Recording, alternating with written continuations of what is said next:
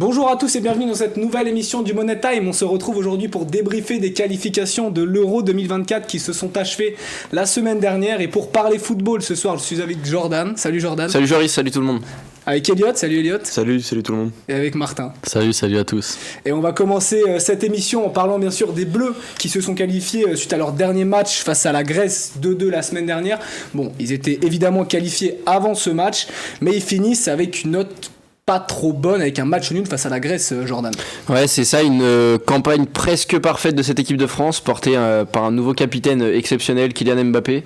Surtout, on va tirer de cette trêve internationale cette victoire contre Gibraltar, 14-0, 7 en première mi-temps, 7 en deuxième, exceptionnel.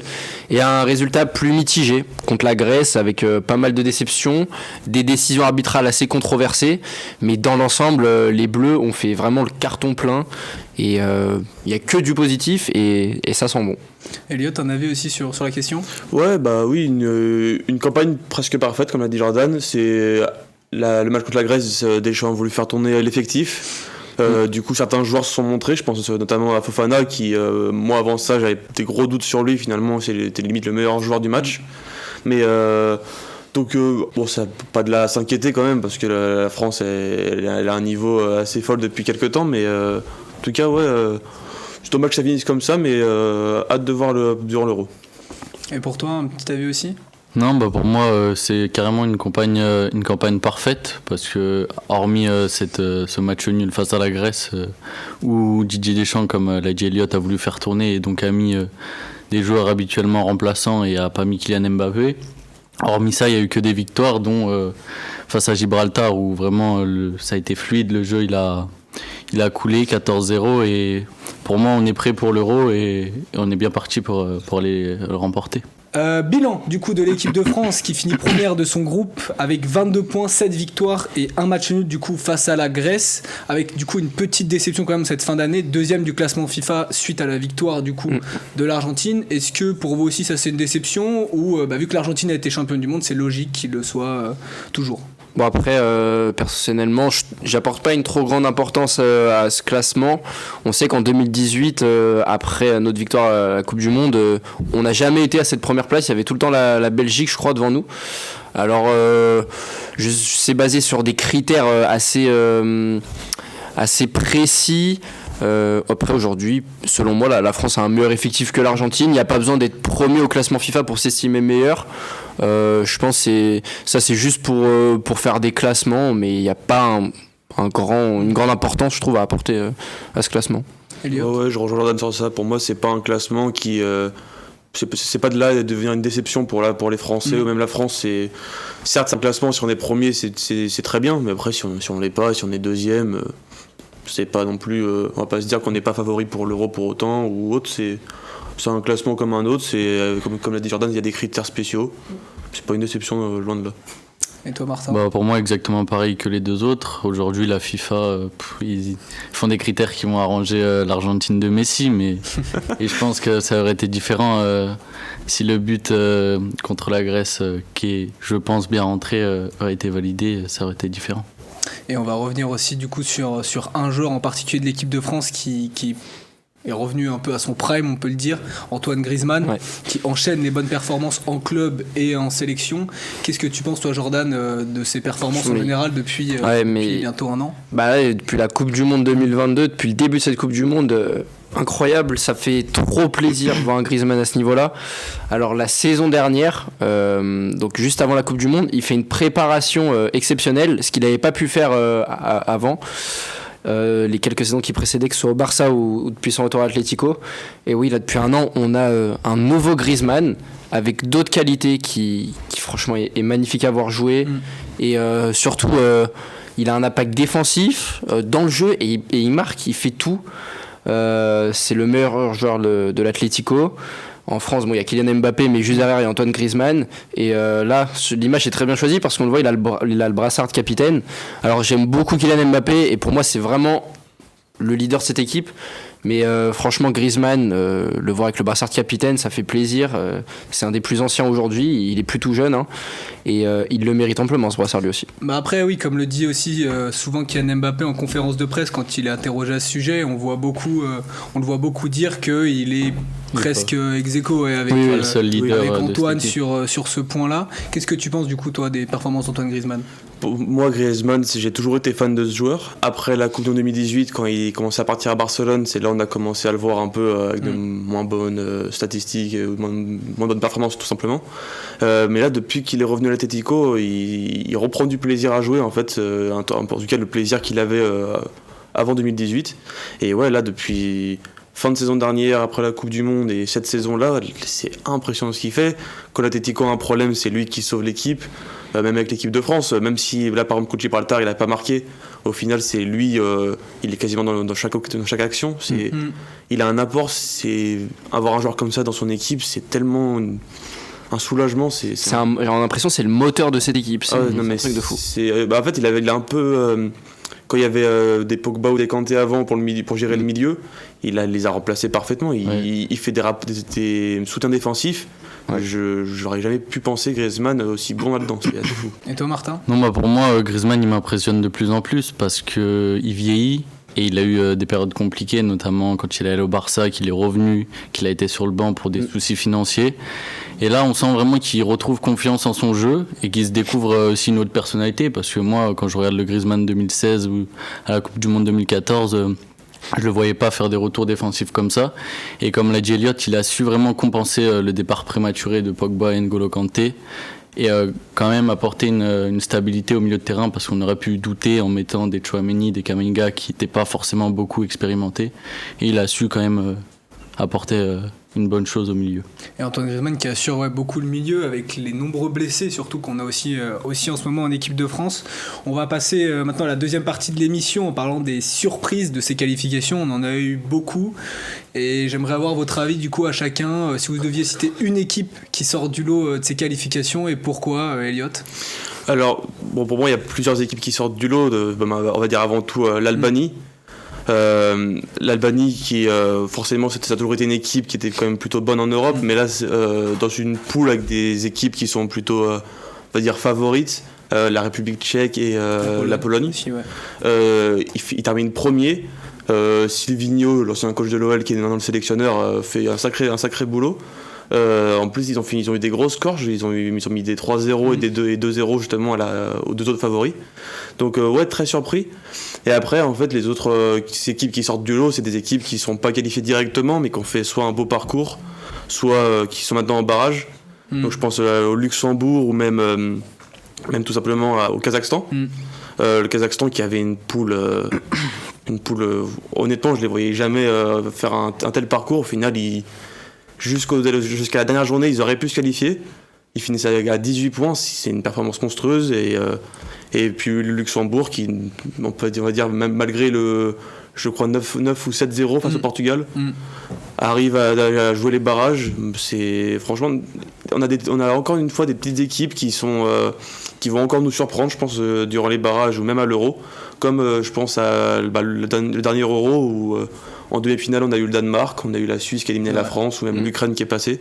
Et c'est ce que j'aime dans le foot, voir des équipes qui sont pas attendues faire des grosses performances. Et pour toi Martin? Non, pareil qu'Eliott, l'Albanie m'a vraiment beaucoup impressionné parce qu'ils terminent premier de leur groupe, il me semble. Malgré qu'ils aient pas forcément un groupe relevé, ils ont su se qualifier. Et je dirais que aussi à la Roumanie, qu'on n'a plus vu sur la scène européenne depuis l'Euro 2016, que moi j'avais complètement oublié, et qui ont quand même réussi, malgré que leur groupe soit vraiment pas élevé à part le Danemark, ils ont réussi quand même à finir deuxième et à prendre leur billet pour l'Allemagne. La Roumanie a fini premier, invaincu du groupe devant la Suisse du coup. Si je peux me permettre, il y a une autre surprise dans ces qualifs, c'est l'Estonie. Qui, dernier de son groupe avec 1 point, réussit à se qualifier en barrage. 2 buts marqués et 22 buts 22 encaissés. Donc là, si on parle de surprise, c'est peut-être pas positif, mais ça, c'est quand même une belle surprise. Oui, mais après, dans les autres surprises, en passant, si jamais on note les belles performances, on peut aussi parler de la Moldavie, qui pouvaient jouer une place au barrage. Ils n'ont pas réussi, mais la Moldavie, je m'attendais pas non plus à une belle performance de leur Il y a des équipes comme ça qui montent. Hein. Et la Turquie aussi. Turquie qui finit aussi premier de son groupe devant la Croatie avec une seule défaite du coup sur les matchs. On va faire un point du coup maintenant sur les barrages. Donc ça se déroule cette année en 3 phases avec des demi-finales qui se joueront le 21 mars et les finales du coup de chaque phase qui se dérouleront le 26 mars. Est-ce qu'il y a une affiche qui vous porte plus l'œil que d'autres, Jordan? Ouais, moi il y a franchement le petit Bosnie-Ukraine. J'ai bien hâte de le voir. C'est 2 équipes, je pense, qui peuvent gagner. Je pense qu'il n'y a pas de réel favori.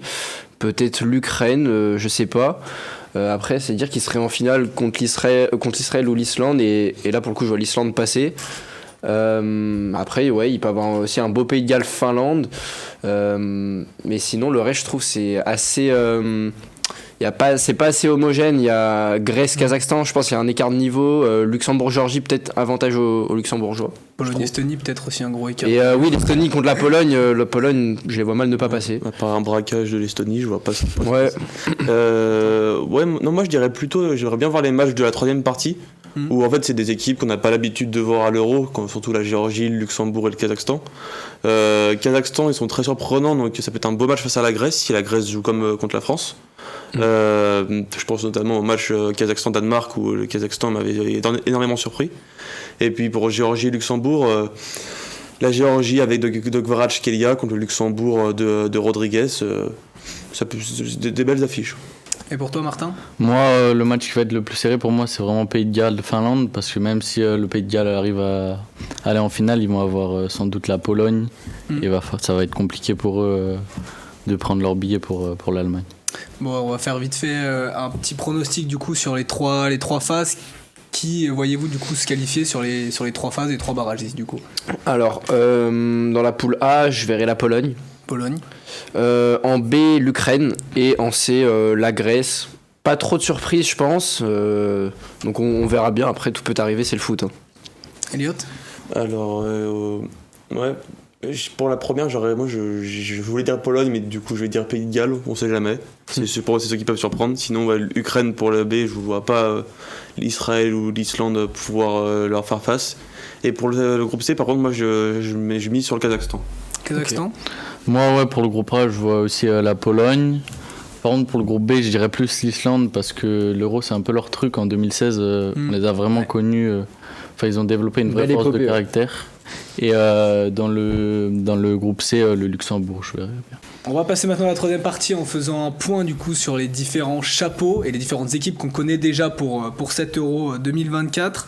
En faisant déjà un point du coup sur le chapeau 1 de l'équipe de France, le chapeau 2 affiché aussi. Déjà, peut-être sur le chapeau 2, est-ce qu'il y a une équipe sur laquelle vous aimeriez pas que la France tombe, Jordan? Personnellement, je pense qu'ils vont être d'accord. Le Danemark, Danemark. C'est solide, on le voit à chaque compétition, avec des joueurs d'expérience.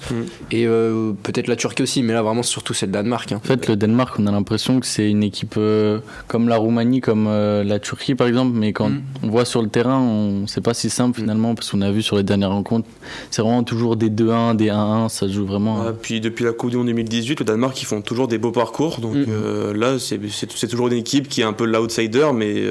Ils avaient fait un bel Euro. Mais ils sont toujours très bons.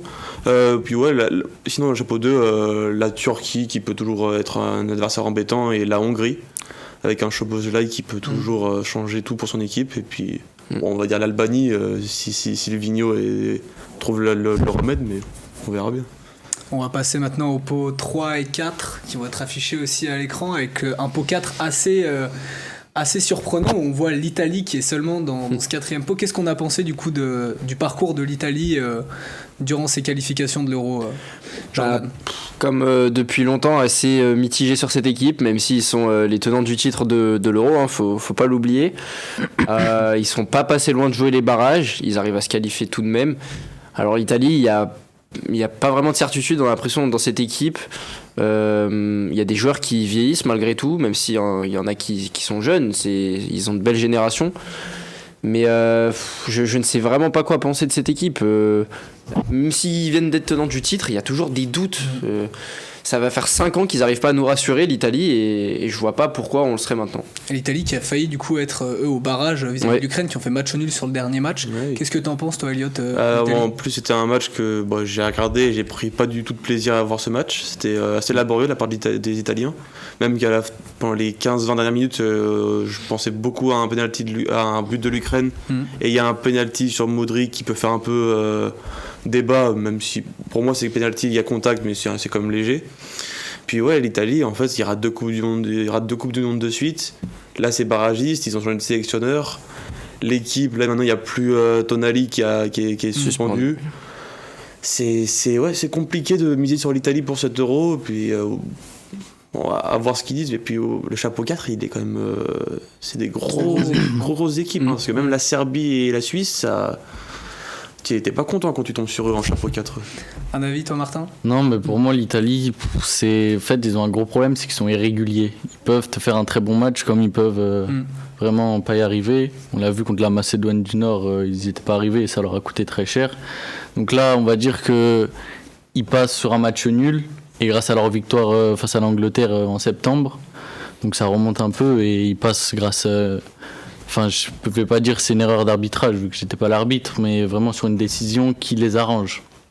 Donc voilà. Mais du coup, là, je viens de me rendre compte, mais le chapeau 4, donc, à part surprise, c'est-à-dire que dans le chapeau 4, il y aura la Pologne, l'Ukraine, en étant les favoris, Grèce, peut-être. et la Grèce en plus. Mais dans tous les cas, quand on regarde, le pot 3 et 4, il est, à mon avis, beaucoup plus élevé que le chapeau 2. Hein. Ah non, mais en fait, là maintenant, l'Europe en soi est un gros continent de foot. Tous les pays, comme tous ceux qui sont participent à l'Euro, sont devenus des grosses nations avec des grands joueurs. Donc non, ça va être de plus en plus plaisant, je pense, à regarder les Euros. Moi, le pot 3, il me fait de l'œil. Hein. Quand je vois Pays-Bas, Croatie. Lequel des deux serait pour toi les plus dangereux pour l'équipe de France? La Croatie, parce qu'on les sous-estime toujours et à chaque fois ils nous surprennent. Et les Pays-Bas, c'est peut-être un peu l'inverse. Peut-être qu'on les voit trop beaux à certains moments et ils nous déçoivent. Alors, même si ça reste une équipe très forte avec des joueurs plus que confirmés quand il y a des Van Dijk dans l'équipe. Et même des nouveaux comme Xavi Simons, mais la Croatie toujours portée par un Modric et un Rakitic qui ne s'arrêteront jamais, elle fait peur. Ouais, c'est ça, la Croatie c'est une équipe qui vieillit mais qui continue à être aussi performante. Non, mais en fait les Pays-Bas, ils ont quand même un gros effectif, mais ils n'arrivent pas forcément à jouer ensemble, alors que la Croatie sur les dernières années, c'est quand même une finale en 2018 de Coupe du Monde et là une demi-finale face à l'Argentine. Donc ils ont vraiment une force collective avec Modric qui reste vraiment étincelant et ça peut être très dangereux pour la France. N'hésitez pas donc à suivre les finales de barrage du coup de cette Coupe du Monde avec les demi-finales le 21 mars prochain et les finales du coup de chaque phase le 26 mars. Merci messieurs pour cette émission et pour ce débrief. On va passer maintenant au jeu avant de clôturer l'émission. La tradition, un jeu pas très évident. Je vais vous demander de me citer les finalistes de l'Euro depuis 1992. Donc c'est-à-dire qu'on a 8 euros et vous avez un bonus si vous me citez le meilleur buteur de l'année de l'Euro. Voilà. Donc il n'y a pas d'ordre? Il n'y a pas d'ordre, tu peux dire dans le désordre. Mais tu dis bien le meilleur buteur avec le 2016, alors je dois dire les deux finalistes? Tu peux en dire qu'un, mais tu le connais je pense 2016. Mais je peux dire les deux finalistes quand même. Les deux finalistes. Ok, France, Portugal. Malheureusement la France qui perd, mais Antoine Griezmann meilleur buteur. Avec 7 buts je crois, mais je suis pas sûr. 6 buts. Ouais, 6. Ouais. Elliot? Du coup, le dernier Euro, Italie contre Angleterre. Et alors, je crois que le meilleur buteur, c'est les CSC, mais je vais quand même dire Patrick Schick, donc je sais. Non. Meilleur buteur, c'est. Attends. CR7 CR7. Moi, du coup, je vais dire 2010, donc on a Italie-Espagne. On n'a pas d'Euro. 2012. Italie-Espagne. Et meilleur buteur, je sais pas, j'ai pas envie de mouiller. Donc, On a 4 joueurs qui sont ex aequo. On a donc Ronaldo, Fernando Torres, Mario Balotelli et Alan Zagoev. Voilà, ils sont tous à 3 buts. Bon, il n'y a pas eu beaucoup de buts, mais voilà. Bon, plat du pied sécurité, Euro 2000, France-Italie. Victoire 2-1 de la France en prolongue. Ouais. Alors, le buteur italien, je l'ai plus. Après, Wiltord qui égalise et Trezeguet en but en or. Magnifique. Meilleur buteur, tu l'as? Meilleur buteur de la compète en 2000, Thierry Henry. Non. Non. Il est- Ah bah non, mais il est non. loin dans le classement. Ouais, non, il était sur le banc. C'est peut-être un Italien, justement. C'est un Hollandais. C'est un Hollandais. Patrick Kluivert, Ah, Kluivert, ouais. Ouais. Ouais. avec 5 buts. Donc il me manque 1996, 1992, Ok. 2004 et 2008. Moi, du coup, 2004. Ah oui, bah. 2004, Portugal-Grèce. ouais. Défaite du Portugal. Donc, Et alors, meilleur buteur, bon, c'est pas un grec vu qu'ils ont fait beaucoup de matchs nuls ou de 1-0. Et je vais dire un Figo. Non, Milan Barros. Ok. Qui a 5 buts. 92, c'est Pays-Bas-Angleterre. Non, Ouais. pas du tout. 92, il y a le Danemark. Ouais. Avec Danemark, au final. l'Odrop meilleur buteur ou pas? Non, Buteur Bergkamp. En meilleur Ok, Bergkamp. Bon, bah, Ouais. du coup, il y a l'Allemagne. Contre l'Allemagne, j'avais pas. Mais... Allemagne, ouais, qui perd du coup face au Danemark 2-0 sur 1992. Yeah. Bah, du coup, 2008, c'est Allemagne. Allemagne-Espagne, peut-être. Et ouais, c'est bon. Mais j'ai le meilleur buteur, je crois. Espagne. Meilleur buteur, Close. Torres. David Villa. Ah, David Villa. Il avec ouais. 4 buts. Et Attention, dernier, 96. 96. Waouh. Et compliqué, c'est le plus dur, je pense. 96. Meilleur buteur, c'est Alan Shearer. Ok, ouais. Vous avez pas d'idée? 96, donne des indices. Bon, bah, l'Allemagne. Bah, c'est une équipe européenne. Bah voilà. Bah, super. Merci L'Allemagne à la avec régie. Balak. Donc, Allemagne. Allemagne. Allemagne, si vous avez Allemagne, un Espagne. adversaire Non. contre la République tchèque. Ok. Ah oui. Ils ont joué en 1996. Allemagne tchèque. Et il y a eu du coup 2-1 pour l'Allemagne après prolongation. On finit donc sur une égalité entre Elliot et Jordan. Puis Martin. Petite défaite. Je suis habitué, mais. Tu repasseras. Merci à tous de nous avoir suivis pour ce débrief de l'Euro 2024. Merci à vous d'avoir débattu avec nous. Et on se retrouve très vite pour de nouvelles émissions.